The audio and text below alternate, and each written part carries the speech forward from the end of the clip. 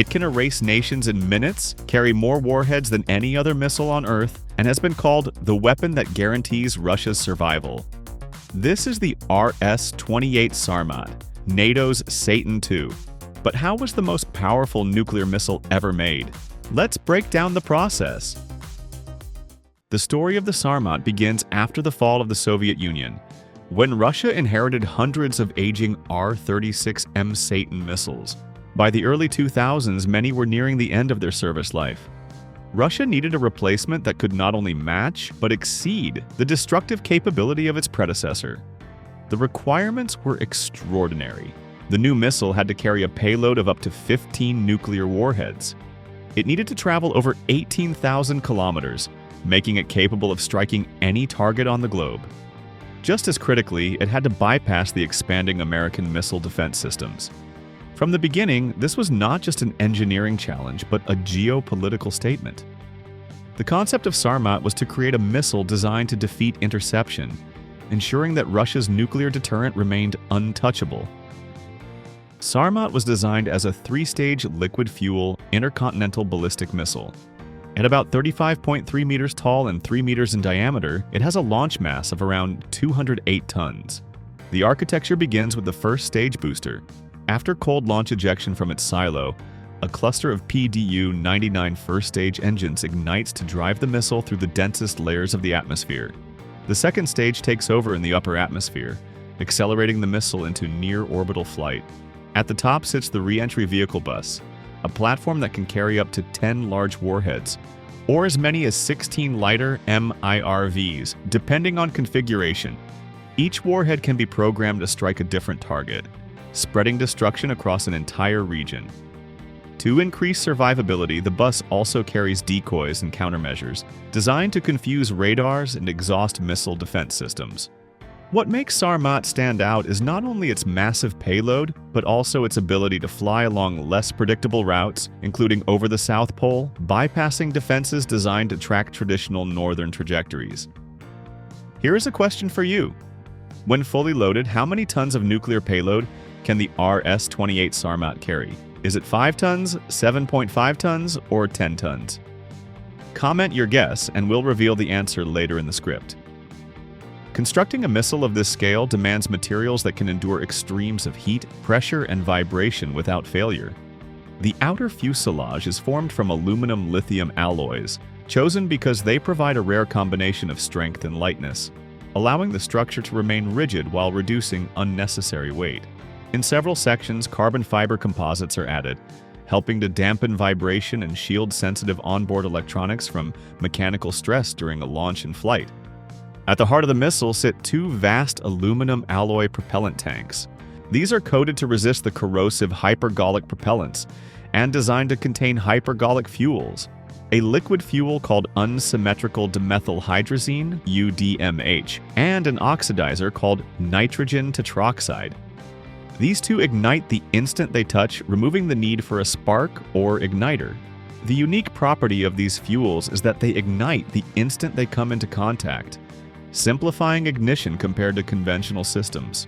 However, they are also extremely toxic and corrosive, which means only specially treated alloys and protective coatings can store them safely.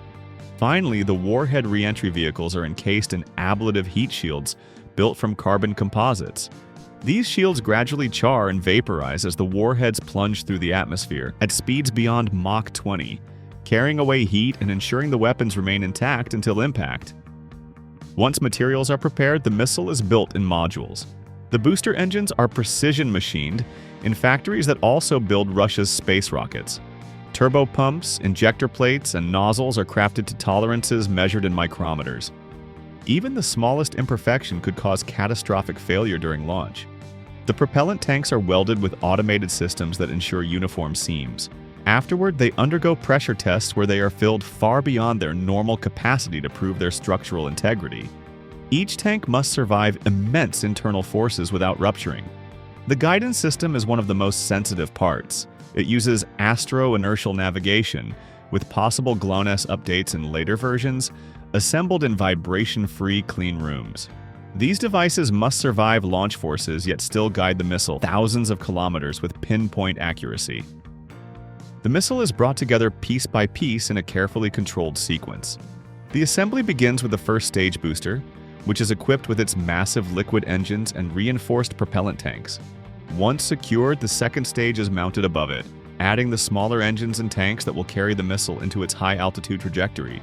Finally, the payload bus is installed at the very top, the section that houses both the warheads and their deployment systems.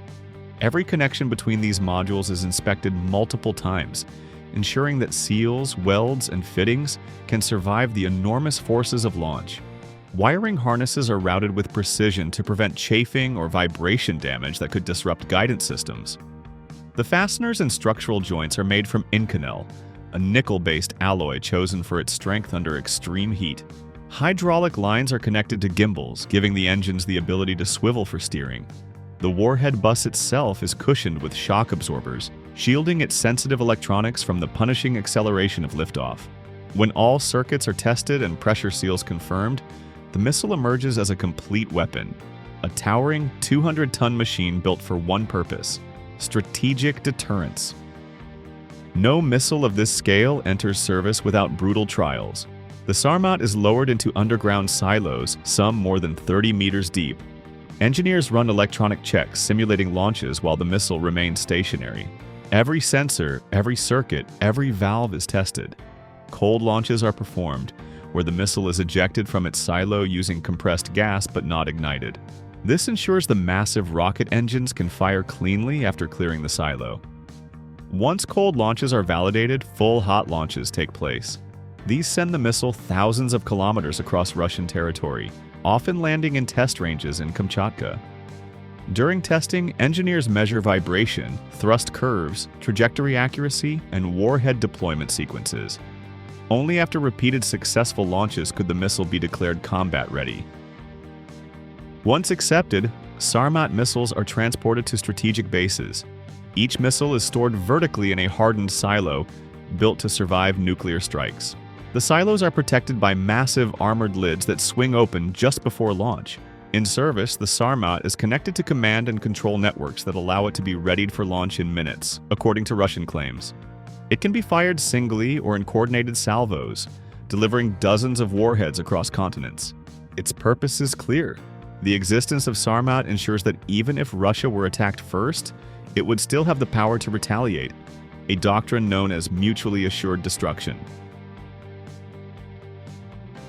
The RS-28 Sarmat did not appear overnight. Its roots stretch back to the Cold War, when the Soviet Union first fielded the R-36M Satan missile. Known in the West as the most powerful ICBM ever, the Satan could deliver up to 10 warheads. But by the 2000s, those missiles were aging out of service. Development of Sarmat began in the 2000s and was accelerated in the 2010s. Designed by the Makeyev Design Bureau and produced by Krasmash in Krasnoyarsk, it was intended to replace all R-36M missiles by the 2020s. After a series of delays, its first full flight test took place in April 2022, and Russia later claimed it had entered combat duty by September 2023, though analysts noted continuing delays. Now let's return to the question we asked earlier. When fully loaded, how many tons of nuclear payload can the RS-28 Sarmat carry? The answer is 10 tons. That makes it the heaviest missile payload ever fielded, slightly surpassing its Cold War predecessor, the R-36M Satan. This staggering capacity allows it to carry a combination of heavy warheads, lighter MIRVs, and even decoys all at once, overwhelming any defense system it encounters. When paired with its intercontinental range of 18,000 kilometers and the ability to take unpredictable flight paths, the Sarmat stands as the most formidable expression of missile engineering ever created, a weapon designed not only for raw destructive power but to guarantee strategic dominance. From alloy billets to ablative heat shields, the Sarmat is more than a missile. It is Russia's ultimate deterrent, carrying 10 tons of warheads across 18,000 kilometers.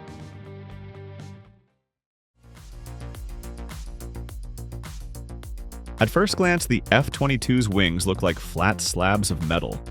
In reality, they're among the most complex machines ever built. Wings that must lift like a hawk, hold razor true under 9 Gs, survive lightning, and stay cool while sprinting past Mach 1 without afterburner. How do you build a wing that can do all that repeatedly? The journey starts at F22 Wing facility in Seattle. Pallets arrive with materials picked for one goal: low weight, high strength, and reliable heat performance. The outer wing skins and many internal parts use advanced carbon composites. The star here is bismuth, often called BMI. It keeps its strength at higher temperatures, which matters when a jet spends a long time above Mach 1 without an afterburner. Dry carbon fiber preforms, shaped fiber mats ready for resin injection, arrive sealed, tagged, and tracked. Think of these as precisely shaped blankets of fiber that will later receive resin inside a closed tool. For other parts, pre-preg tapes are stored in cold rooms to protect the resin. Alongside the composites, crates hold titanium for hard load paths, hinge bores, and the side of body fittings. Aluminum alloys still play a role in zones that are cooler or where machining speed matters. Every lot is checked. Small test samples called coupons are pulled and tested to prove strength and quality. Composite laminates undergo non-destructive inspection. Conductivity checks confirm the lightning strike layers will work as designed. Serial numbers and paperwork follow each unit. Only when the pedigree is clean do parts move to cutting tables, freezers, and tool rooms. Stealth is not only about the wing's shape, it also comes from tight process control, smooth surfaces, and sealed joints that keep radar reflections to a minimum. Now, the raw stock becomes real parts. Composite skins start as dry fiber placed into matched metal tools. In resin transfer molding, heated resin is pushed into the fibers under pressure and then cured. The key benefit is a repeatable shape. The skins come out smooth and very close to the final form. That means fewer shims and fillers. Smooth surfaces are good for airflow and also for signature control. Inside the wing, you find a clever idea: sine wave spars. Instead of a flat web, the spar wall has a gentle wave pattern from root to tip. That shape resists buckling and carries bending loads with less weight. Many of these spars are composite pieces made by the same resin transfer process. Others use a composite web with metallic caps when loads demand it. Metallic ribs, lugs, and fittings begin as thick slabs that head into multi-axis CNC machines. Up to 80 or 90% of the metal can be removed to leave pockets, flanges, and stiffeners. Titanium parts are stress-relieved and sometimes hot isostatic pressed before the final cut. By the end of this step, you have racks of skins, spars, ribs, stringers, and hinge parts. Each is etched with part numbers, cure times, and inspection stamps. The kit is ready. Here's something to think about. The F-22's flight control hydraulics operate at a pressure higher than most commercial aircraft. Do you know the exact pressure? Is it 3,000 psi, 4,000 psi, or 5,000 psi? Comment down your guesses. We'll reveal the answer near the end. The first big task is panel and stringer integration. Long hat-shaped stringers are bonded and fastened to the inside of the upper and lower skins. This lets the skins carry a load without rippling or flexing when the jet pulls high G forces. Robotic gantries pick, place, drill, and fasten, while laser trackers watch alignment. The aim is simple: strong joints with no extra shims and no twist. At the same time, teams construct the leading and trailing edges. The leading edge contains the flap mechanisms. The trailing edge supports the full-span flaperons that function as both flaps and ailerons. Hinge lines are sealed tightly with careful fairings to prevent radar from peeking into cavities. The lines are highly automated. Even so, observing a senior technician reveals the human skill that still matters. The feel of a perfect fit, the right amount of sealant squeezed out, and how a fastener pulls a stack into alignment. These processes often need very little manual labor. Here's a question for you. Can robots truly replace human skill in an assembly this complex? Or will we always need that human touch for the last 1% of perfection? Before parts move forward, every curve and hole pattern is checked. Coordinate measuring machines and laser scans compare the part to the digital model. If anything has drifted by a few tenths of a millimeter, it is corrected here. Small errors can grow into drag and into radar glints. Better to fix them now. Now comes the closing of the wing box, the strongest part of the structure. Sub-assemblies arrive at a towering jig that holds everything square and true. The sequence is like choreography. The lower skin is in place, spars and ribs are added, then the upper skin is lowered on top. Portable CNC machines drill precise holes through each layer so loads are shared perfectly. Older jets relied on many small pieces stacked together. The F-22 does the opposite, using large composite panels and big titanium parts. Fewer joints mean fewer leak paths in the fuel tank and fewer surfaces that radar can catch. Fasteners are carefully chosen: titanium lock bolts for heavy loads, flush fittings for smooth surfaces. Every seam inside is sealed so the wing can double as a fuel tank, tight from day one to decades later. Thousands of holes are drilled and checked until the finished wing box stands rigid and ready for systems. Now it's the moment the wing comes alive as its systems go in. Hydraulics come first. Kevlar reinforced hoses and rigid lines rated for 4,000 psi feed the flaperons and leading edge flaps. That higher pressure means smaller, lighter actuators can move huge surfaces quickly. Next is the fuel system. Since the wing box doubles as a tank, it gets pumps, valves, and vent lines. An inerting system replaces oxygen with harmless gas, so a spark cannot cause a fire. Leak checks start with soap tests, then pressure checks, and finally full functional runs. Electrical and data wiring is woven through the ribs to power lights, sensors, and actuators. Lightning protection is added with a thin foil under the paint so current spreads safely. Every access door is sealed with sawtooth edges. Finally, technicians rig the flaps and flaperons, testing speed, symmetry, and movement until everything responds perfectly. The final stage is all about testing and sign-off. Ultrasound scans composite skins for hidden flaws. X-ray checks the metallic joints. Borescopes look inside tight cavities. Laser trackers measure every contour and compare it to the digital model. Even the weight and balance is confirmed so the wing flies true once installed. With inspections complete, the outer surface is coated for protection against weather, heat, and radar. Paperwork is reviewed so every part has a clear history. Finally, the wing is locked into a custom transport cradle and shipped to Lockheed Martin in Marietta for final assembly. Remember that hydraulics question from earlier? The Raptor runs on a 4,000 psi hydraulic system. That higher pressure means lighter actuators can move huge control surfaces quickly, saving weight and space while still giving pilots razor-sharp responses. The F-22's wing was born from the Advanced Tactical Fighter program. Lockheed led the design while Boeing built the wings and aft fuselage and supported avionics and training. The first production wing was delivered in 2002, and by 2006, the 100th set was underway in Seattle.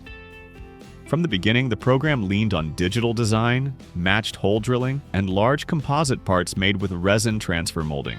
This included sine wave spars and high-temperature BMI skins. When the wings arrive in Marietta, they join an airframe built for stealth, supercruise, and agility, giving the Raptor its unmatched edge. From raw fiber and titanium to a flight-ready structure, the F-22's wing is proof of precision engineering. Smooth composite skins, sine wave spars, a sealed fuel tank, 4,000 psi hydraulics, and lightning protection, all combine to create a wing that looks simple yet hides incredible complexity. It is strong, stealthy, and built to last. If you enjoyed this breakdown, hit like, subscribe, and share it with someone who loves aviation. In the comments, tell us what amazed you more, the sine wave spars or the way stealth is built into every seam.